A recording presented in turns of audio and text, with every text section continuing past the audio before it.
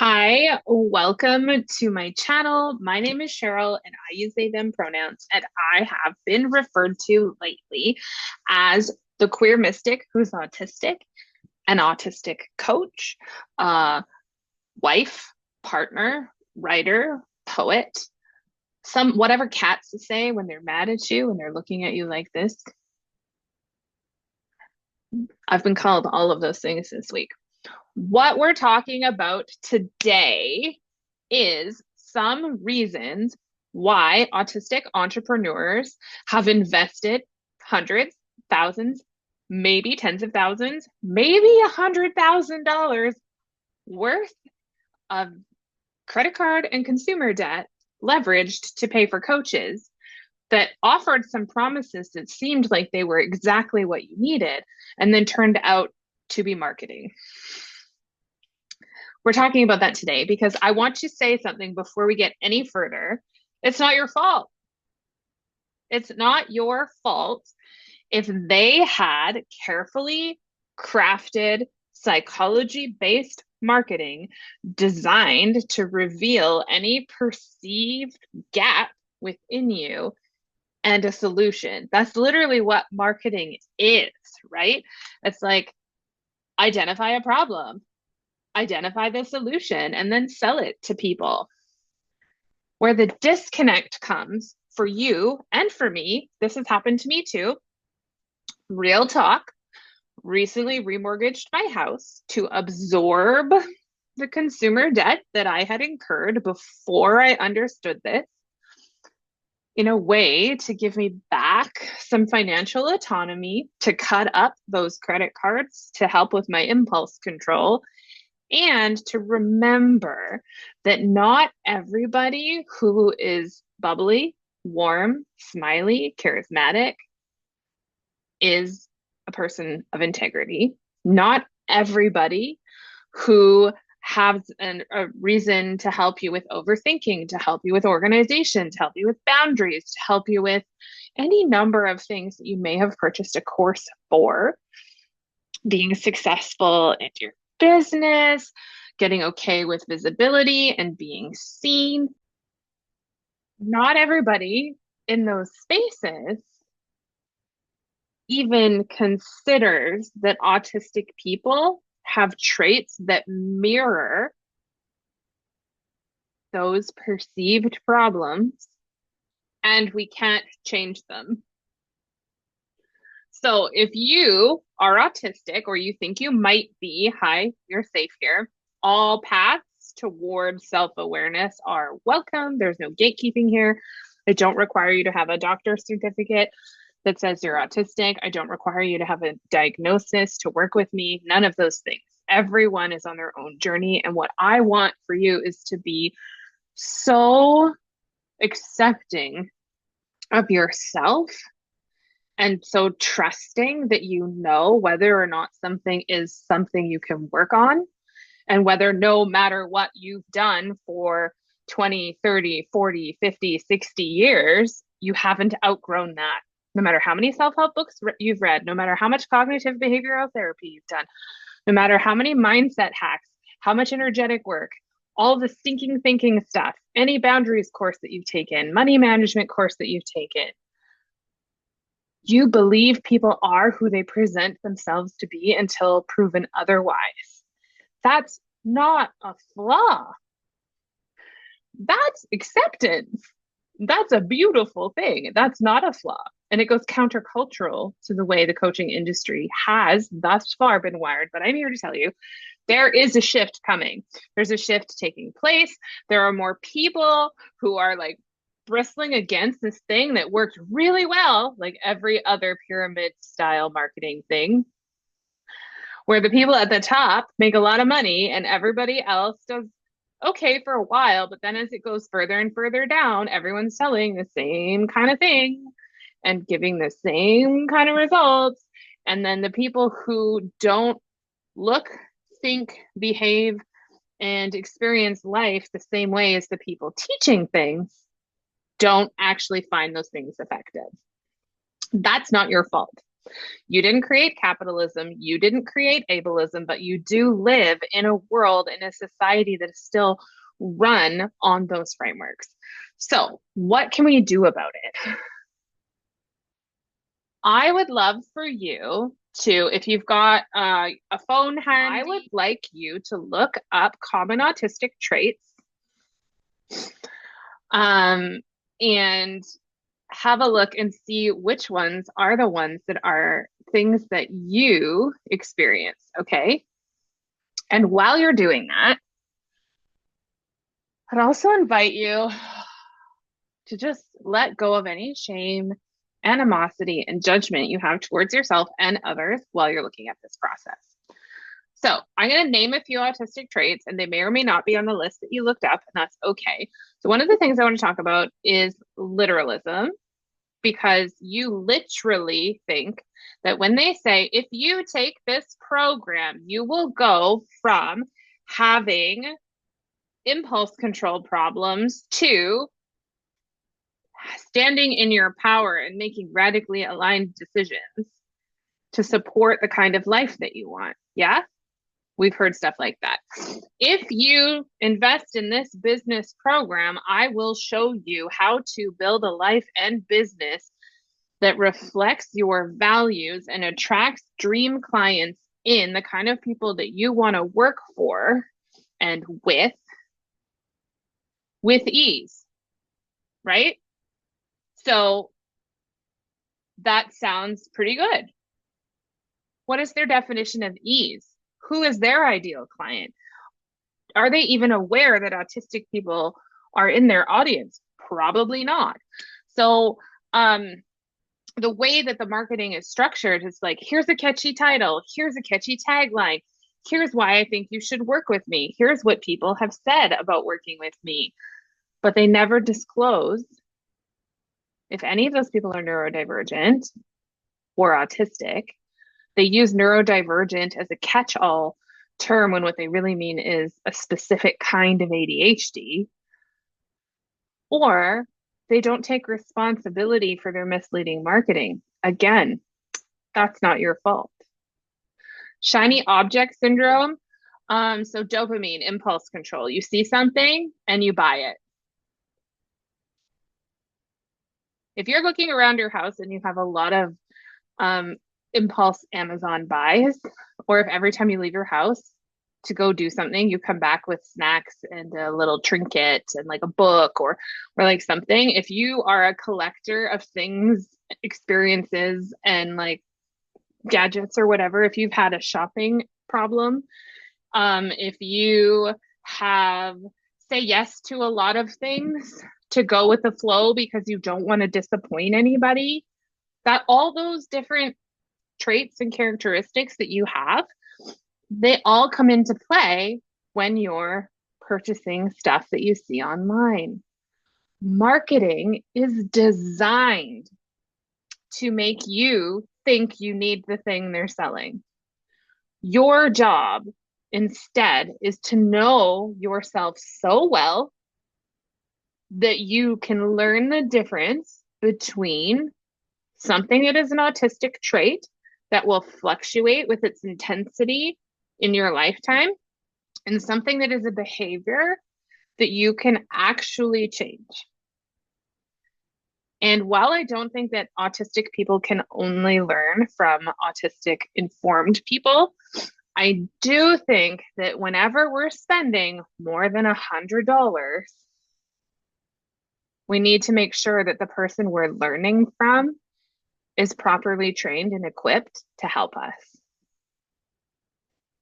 So I don't mean that in a shamey, victimy way. I mean that in an empowering way. So before you go and purchase your next course, your next coach, sign up with your next mentor, get your next book, listen to your next podcast, and it makes you feel some kind of way about all the ways you don't measure up to the holistic, non-autistic measure of what makes a good human, I would like for you to take time to write down and consider what is your non-negotiables in someone you want to learn from. Do they have to have the same political views as you? Do they have to have the same economic background as you? Do they need to be nuanced in communication styles? Are they the kind of person who has an exhaustive sales page, or the kind of person who you can hop on a sales call with? Is the coach that you want to work with, or the service provider that you want to work with, someone who has static office hours? Are they hands-on or hands-off? Do you prefer to learn evergreen, do it yourself, and reach out for support when you need it? Do you need more intentional, ongoing support in between things? Can you actually benefit from a group program? Do you even want to be on video? Do you want the kind of life that they have? Is there anything about what you're seeing in the courses that you keep purchasing that is something you want? Or is it just the promise? Are you getting caught in the income statements? Are you getting caught in their claims about revenue? Are you getting caught in their client success stories? And then judging yourself when you do not have the same lived experience as the people who are winning, when you do not have the same level of cognition, when you do not have the same amount of energy, spoons, capacity day to day, when you cannot bank that you're going to be able to show up the way that the program requires you to, that needs to be taken into account. So for me, for this year, in order to honor the process that I've been going through, paying back debts, standing in my own power, using the library for free resources instead of paying for things just because they're convenient and they give me a dopamine hit, I have decided and made a promise to myself, and I told people to help me stay accountable, that I'm not investing in any more coaching this year, period. For all of 2025, I'm not paying for another single thing because I have everything I need within me. Anything that I don't have, I can figure out using YouTube, using Google, using the library, reaching out to assets I already have in my life. And I don't have to have everything figured out for my entire business and my entire life to take the next best aligned step. So if you're sitting with debt because you were effectively marketed to for something you didn't need, that's not your fault. You didn't know what you didn't know. Now you do know that there's more nuance to it. So the next time you want to pay for a service by a coach, I want you to find someone that you trust, or ask if you can speak to a past participant to see if this is really the program for you. I want you to get a piece of paper or your phone or a voice note when you see the thing, why I think I need this, and get as specific as you can. Why I think I need this. Is there anywhere else in my existing library of stuff that I've purchased that covers this topic? Yes, no. If yes, how did it impact me the last time I tried to attempt this? If no, what draws me to it now? Okay. And then the third question, what do I believe is lacking in myself right now that's giving me the illusion that I need this? What am I making myself wrong for that's giving me the illusion that I need this in order to succeed? And I think that's a really excellent place to start. I don't want to give you too much. I don't want you to feel overwhelmed. And this is a much more nuanced conversation because everyone's spiky profile on, like, if you've taken the spiky profile test, there's a lot of them. If you were to Google that, you could probably find one for autism. And you can see where your communication differences are, your cognitive differences are, your verbal processing differences are, depending on how that all plays out for you, will directly impact. I don't want to call it gullibility, because that's not the thing. You actually like believe what they're selling. So there's a level of dishonesty and a lack of integrity on the part of the marketing side of the coaching industry that you have been duped by. And that doesn't make you a stupid person. That doesn't make you less worthy of help and support. What that does is it makes you a victim of an ableist system and society. And the only way this is going to change is if we start advocating for coaches to offer multiple paths to onboarding. They need to start doing the due diligence. Now, I've talked to a lot of people in the past 2 months who have done this before. The most of them are the program collectors, the people who buy lots of things and then don't use them. And because they start to get into it and then realize it's not at all what they thought it was, and then they have a shame spiral and they never go back to it. What if you went back to some of those programs and watch them to just take what resonates and leave the rest? But what happened when I spoke to all these people is one major theme started coming through. There were two types of coaches and mentors that they encountered. Type number one, my favorite. They shared their experience. They shared what happened. They shared about their brain difference. They realized the program is not for them and they were refunded immediately. It was wonderful, beautiful.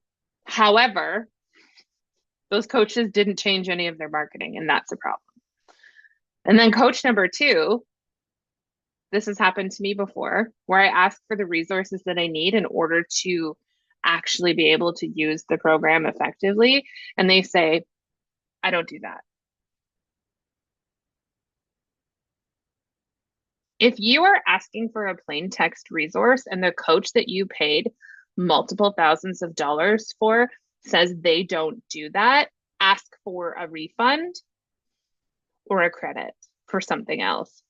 Ask to be switched to private coaching or something else, because if you are in Canada or another country, I can't speak to the United States right now, it's chaos, but if you're in Canada or another country that has disability rights advocacy, and you ask for an accommodation that is reasonable for someone to provide to you, they're required by law to give it. Right? And let's just hold that energetic for a minute. The energetic of not being able to bother to create plain text resources for people who need them.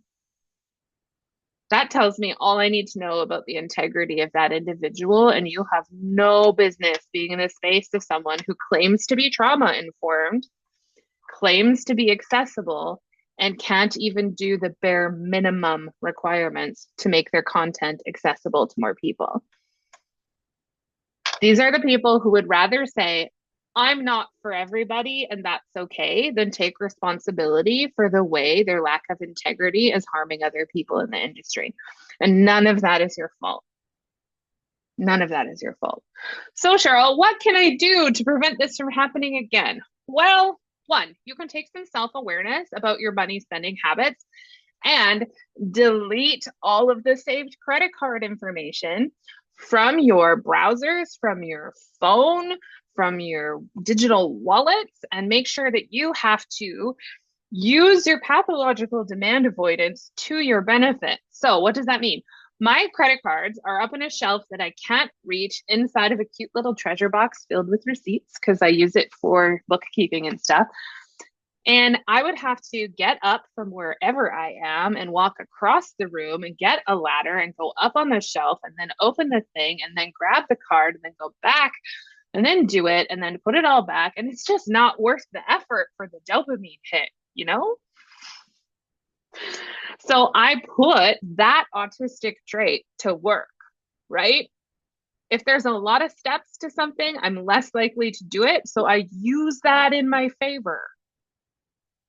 Instead of making myself feel guilty for that, I'm like, okay, I know my brain works this way. So I'm just not even going to have it be an option. And that will make it so much better. So that's one thing. That's one thing you could do. The other thing you could do is instead of trying to learn about everything else from everyone else, you would be better served getting to know exactly how your brain works, getting to know the kind of things that produce joy and feeling like you've accomplished something, feeling like you've been well understood and well received, and paying attention to the things that have the opposite effect, where you feel silly, where you feel diminished, where you feel dismissed, misunderstood, left out, like everyone else understands what's going on in the room but you don't, and advocating for yourself and being like, I don't actually know what you mean, like I'm autistic and what you just said makes no sense to me, can you say it in a different way? And allowing them to rise to the occasion to be who they say they are in their marketing.